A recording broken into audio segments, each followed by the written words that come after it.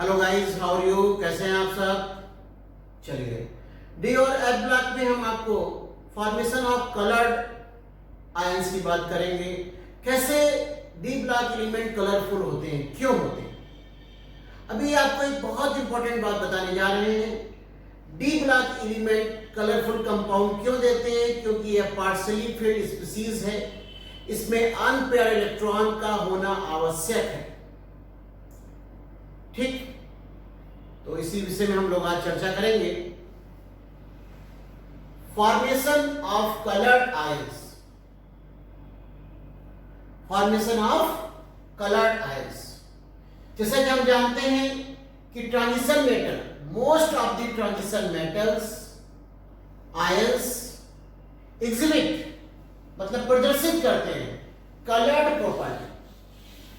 मतलब D block कि जो ट्रांजिशन मेटल है वो कलर्ड प्रॉपर्टी रिप्रेजेंट करते हैं, एग्जिबिट करते हैं, दर्शाते हैं। ठीक, ऐसा क्यों होता है? इसका रीजन क्या है? This is due to the presence of unpaired electron in their d orbitals. अब जो हमारे डी ऑर्बिटल्स होते हैं वो कैसे होते हैं? n-1d, मतलब जो लास्ट ऑर्बिट से पहले का सेल होता है, आउटर मोस्ट सेल और उससे पहले n-1d, क्योंकि पार्शियल फिल्ड होते हैं।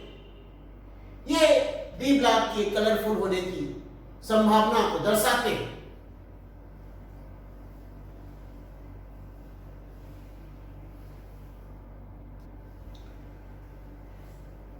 एक्चुअली में हो क्या रहा है, कलर कैसे ये रिप्रेजेंट करते हैं। इनको ट्रांजिशन एलिमेंट, डीडी ट्रांजिशन होता है एलिमेंट में, तो ये लेस अमाउंट ऑफ एनर्जी की आवश्यकता होती है, और जो एक्साइटेड स्टेज में जाके कलर रिप्रेजेंट करने लगते हैं, क्योंकि डीडी ट्रांजिशन हो रहा है और चार्ज ट्रांसफर हो रहा है। तो इससे क्या होता है, हमें कलरफुल इमेज दिखने लगती है। देखिए, मैं समझाने की कोशिश कर रहा हूं आपको। They require less amount of energy. इनको एनर्जी की बहुत ज्यादा जरूरत नहीं पड़ती, लेस एनर्जी की जरूरत पड़ती है to undergoes excitation of electron. बस समझ में आई? इलेक्ट्रॉन को एक्साइट करने के लिए इनको लेस अमाउंट एनर्जी की जरूरत पड़ती है। जैसे कोई छोटा सा बच्चा हो, ठीक, उसकी एनर्जी तो लेस है, पर एक्टिव कितना रहता है, तो इसकी एनर्जी तो बहुत कम जरूरत पड़ती है, पर इलेक्ट्रॉन्स को ये एक्साइट कर देता है लोअर से हायर रेंज में। Hence they absorb visual region. इसके कारण ये विजुअल रीजन को एब्जॉर्ब कर लेता है। विजुअल मतलब देखने योग्य स्थितियां, उसको एब्जॉर्ब कर लेता है।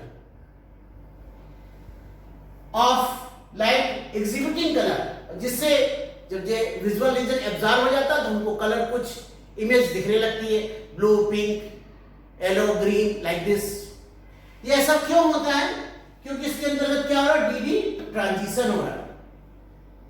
मैं आपको बताऊंगा डिटेल में डीडी ट्रांजिशन फिर कैसे होता है, पर ये पहला पॉइंट मैंने क्या बताया आपको कि सबसे पहले ट्रांजिशन एलिमेंट में कलरफुल फॉर्मेशंस की प्रॉपर्टी पाई जाती है।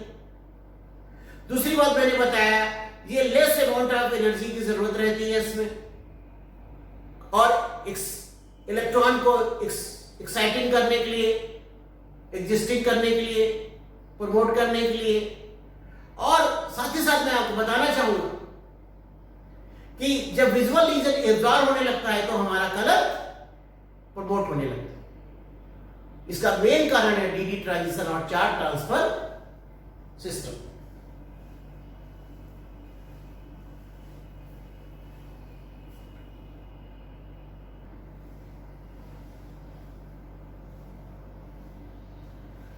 एक्चुअली में हो क्या रहा है, फ्री एटम्स, जो मेटल्स के आयंस होते हैं, जो फ्री इलेक्ट्रॉन्स मूवमेंट होता है, तो ये क्या करते हैं आयंस? फ्री मूवमेंट होता है इनका। मेटल्स का क्या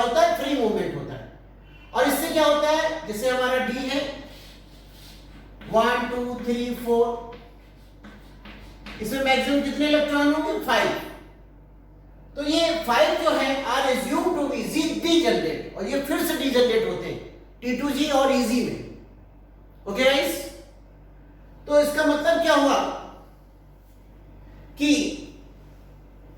इसको समझने के लिए मैं आपको लैंग्वेज दे रहा हूं। इन case of free matter, free matter क्यों है? क्योंकि हमारे मेटल्स में क्या होता है, मेटलिक जो इलेक्ट्रॉन्स होते हैं वो फ्री मूवमेंट करते हैं। सीसा मॉडल में फ्री मूवमेंट करेंगे, जैसे समुद्र की लहरें चलती है उसी तरह से इलेक्ट्रॉन मूव करते हैं। तो देखिए कोई बर्तन होता है, उस पर आप नीचे खाना बना रहे हो और ऊपर कोई चम्मच रखती है, वो भी गर्म हो जाएगा, इलेक्ट्रॉन्स का मूवमेंट हो रहा है, कैरनाल्स कहते हैं उसको। तो क्या हो रहा है? In case of free metals, ions all the 5d orbitals, ये 5d orbitals are assumed to be degenerate। ऐसा assume किया जाता है कि ये degenerate हो रहा है, and they have same energy, और इनकी एनर्जी क्या रहती है? सेम रहती है। डीजनरेट हो रहे हैं और इसकी एनर्जी सेम रहती है, ये बहुत महत्वपूर्ण पॉइंट है। डीजनरेट कैसे हो रहे हैं, इसकी एनर्जी कैसे प्रमोट होती है, इसके विषय में भी हम लोग चर्चा करेंगे। Please consider, write down.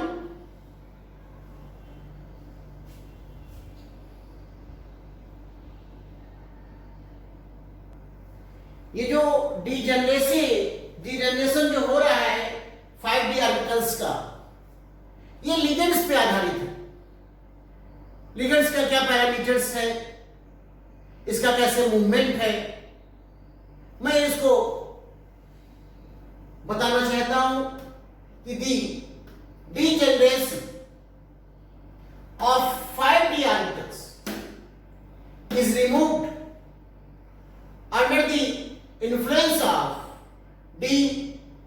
under the influence of the ligands। ये सब जितना भी खेल है, ये लिगेंड्स की इसमें बहुत बड़ी भूमिका। लिगेंड्स का क्या रोल है, इस विषय में भी हम लोग चर्चा करेंगे। Please consider.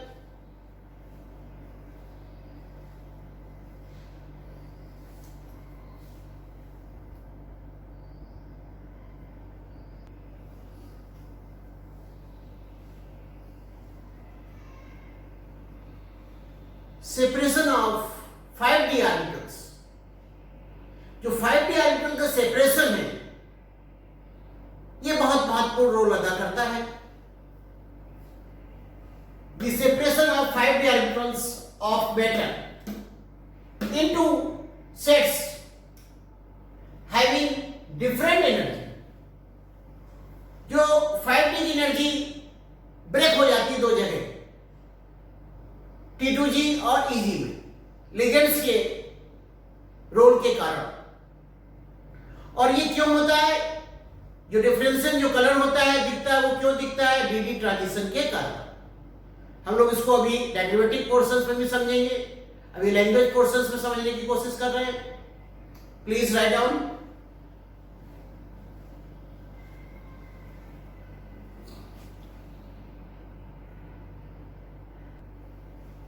जैसे कि मैंने बताया था आपको, ये जो प्रमोशन हो रहा है, ये पहले कैसे हो रहा है? T2G के मार्फत हो रहा है। T2G लेवल क्या है? लोअर लेवल है। इसमें D का मूवमेंट कैसे होता है? Triply generated and lower energy set.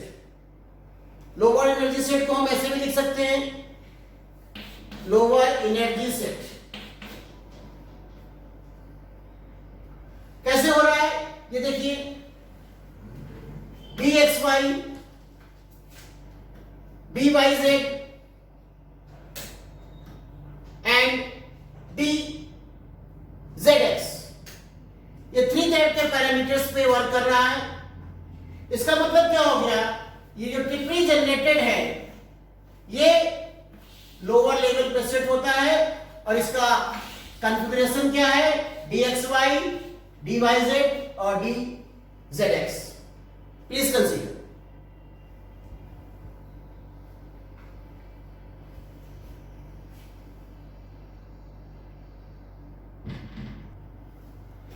Next second parameter को हम जब देखते हैं, पहले क्या देखा था? T2G लोअर एनर्जी सिस्टम था, लोअर एनर्जी सेट था। अब हम EG की बात करते हैं। देखिए इसमें क्या हो रहा है, हायर एनर्जी सिस्टम है या हायर एनर्जी सेट है, EG level which is doubly generated. पहले वो क्या था, ट्रिपली जनरेटेड था, ये क्या है, डबली जनरेटेड। जैसे dz2 square d square dx square dash dy square. तो ये क्या है, पहले वाला क्या था, ट्रिपली जनरेटेड था, ये क्या है, डबली जनरेटेड। ये बहुत इंपॉर्टेंट पॉइंट है। दूसरा, orbitals lies in the path of approaching ligands. जो लिगेंड्स को हम अप्रोच कर सकते हैं, उस पाथ को प्रमोट करने की बात हो रही है। And is of higher energy set, और ये क्या है हमारा, हायर एनर्जी सेट को रिप्रेजेंट करता है। अब ये हायर एनर्जी सेट को हम लोगों ने कैसे लिखने की कोशिश करी? Higher energy set, higher energy set का मतलब इजी हो गया, हुआ कि नहीं हुआ? और लोअर एनर्जी सेट, इसका मतलब T2G। ये बात आपको समझनी है। यहां पर डबल जनरेटेड सिस्टम कहां से हो रहा है, dz square and dx square y square, ठीक। और जब भी इजी की बात आती है तो हमारा हायर एनर्जी सेट तैयार होता है। ये बात तो आपको जहन में रखना है, माइंड में रखना है और परसुइंग करनी है। Please consider.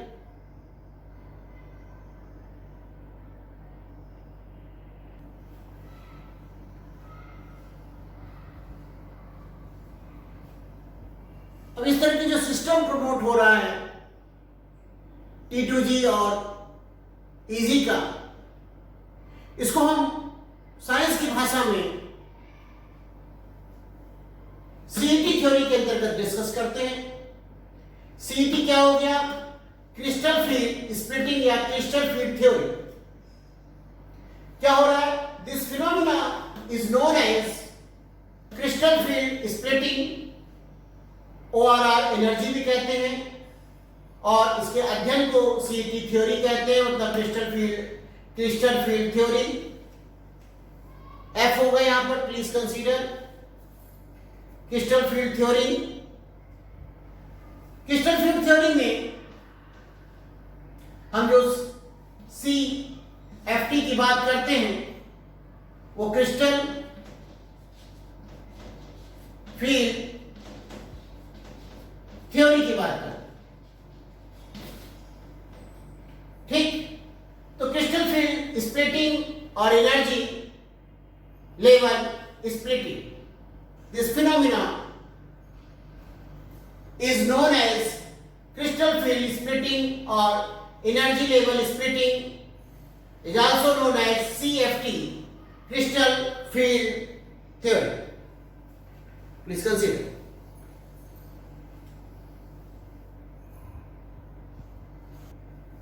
अगर विजुअल पार्ट की बात करें तो visual part of electromagnetic spectrum 4000 से लेकर 7000 एंगस्ट्रॉम तक जाता है। इस बात को आपको समझना है, विजुअल जो रीजन है हमारा वो 4000 टू 7000 है। और ये क्यों हो रहा है, क्योंकि इसमें डी ट्रांजिशन हो रहा है, जो मैंने आपको पहले ही बताया था। Please consider visual part of electromagnetic spectrum, कहां से लेकर कहां तक, 4000 to 7000 एंगस्ट्रॉम में अंडरगोस डी ट्रांजिशन। मतलब कहां से कहां तक विजुअल रीजन है, 4000 से 7000, क्योंकि डी ट्रांजिशन अंडरगोस कर रहा है। बात समझ में आ रही?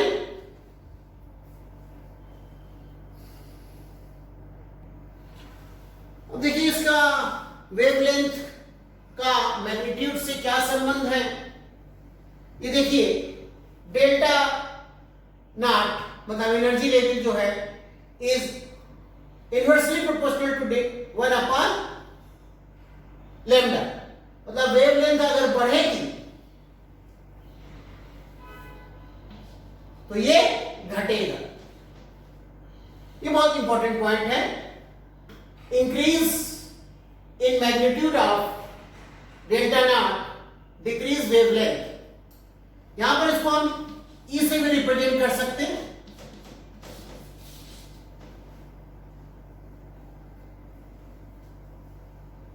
और वेवलेंथ जो है वो लाइट को एब्जॉर्ब करने का पैरामीटर्स मैंने आपको बताए।